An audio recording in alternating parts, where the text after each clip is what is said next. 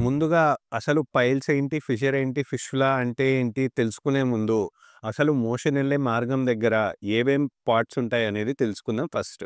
So, ఇప్పుడు నా పిక్చర్‌లో కనిపిస్తుంది ఏంటి అంటే, మోషన్ ఎళ్ళే పైప్‌ని ఒక నిలువుగా పైప్ అనుకుంటే, ఆ పైప్‌ని నిలువుగా కట్ చేసి ఒక సైడ్ నుంచి చూస్తే ఏ విధంగా కనిపిస్తుందంటే, ఈ విధంగా కనిపిస్తుంది.